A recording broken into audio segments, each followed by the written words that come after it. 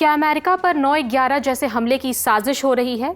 Iran के senior नेता Ali Larijani ने अपनी पोस्ट में ऐसा दावा किया है और इस दावे में लारिजानी ने अमेरिका के उस रसूखदार एप्स्टीन नेटवर्क पर उंगली उठाई है जिसका नाम दुनिया के सबसे बदनाम सेक्स स्कैंडल्स में शामिल है। उन्होंने एक्स पर पोस्ट किया, मेरी जानकारी में आया है कि एप्स्टीन नेटवर्क में शामिल बचे कुचे जो लोग हैं वो 9/11 जैसे अटैक करने की जुगत में हैं और इसका इल्ज़ाम ईरान पर थोपने की साजिश रची जा रही है। ईरान इस तरह की आतंकवादी साजिशों का मौलिक रूप से विरोध करता है। हमारी जंग अमेरिकी जनता के साथ नहीं है, ऐसा लारिजानी ने पोस्ट में कहा है। दर्शक एप्स्टीन फाइल से रूबरू ही होंगे। ये वही डॉक्यूमेंट है जिसमें अमेरिका के अरबपति जेफरी एप्स्टीन के नेटवर्क का लेखा जोखा है। इन फाइल्स में उन लोगों के नाम, गवाहियां और ईमेल्स शामिल हैं जो एप्स्टीन के कांटेक्ट में थे। एप्स्टीन पर सेक्स स्कैंडल और बाल यौन शोषण का आरोप है। लारिजानी का दावा है कि अब यही एप्स्टीन नेटवर्क 9/11 जैसे अटैक कराकर ईरान पर इल्ज़ाम मढ़ने की साजिश रच रहा है।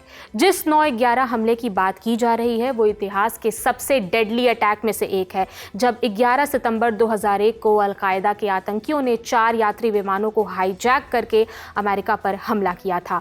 न्यूयॉर्क का वर्ल्ड ट्रेड सेंटर इस हमले का एपिसेंटर था। हमले में इमारत के दोनों टावर्स धराशायी हो गए थे। 3000 लोगों ने जान गंवाई थी।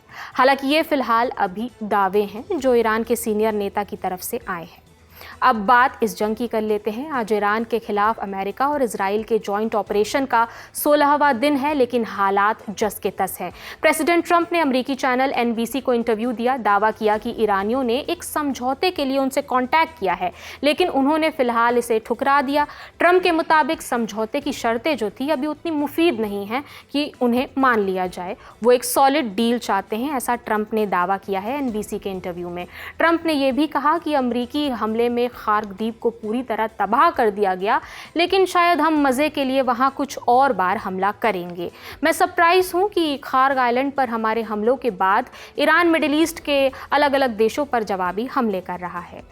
स्ट्रेट ऑफ हॉर्मुज पैसेज बाधित होने की वजह से कई देशों को तेल संकट का सामना करना पड़ रहा है। ट्रंप ने ट्रुथ सोशल पर चीन, जापान, फ्रांस, दक्षिण कोरिया और ब्रिटेन जैसे देशों से अपील की है कि वो इस पैसेज को क्लियर करने में अमेरिका की मदद करे, युद्ध पोत भेजें।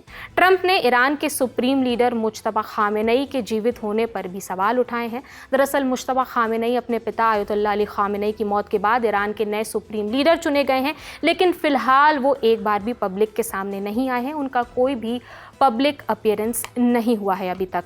जंग के 16वें दिन अमेरिका और इजराइल ने ईरान पर अपने हमले तेज कर दिए हैं। सेंट्रल ईरान के इस्फहान प्रांत में कई जगहों पर मिसाइलें गिरी हैं। कतर के मीडिया हाउस अल जजीरा ने रिपोर्ट किया है कि इन हमलों में दर्जनों लोगों के मारे जाने की खबर है। ईरान ने भी इजराइल पर कई मिसाइलें दागी हैं। इराक और कुवैत में अमेरिकी सैन्य ठिकानों पर भी हमले करने का दावा किया गया है। मिडिल ईस्ट कॉन्फ्लिक्ट पर दी ललन टॉप आप तक एक एक अपडेट पहुंचा रहा है। मेरा नाम प्रगति है। जुड़े रहिए दी ललन टॉप के साथ। शुक्रिया।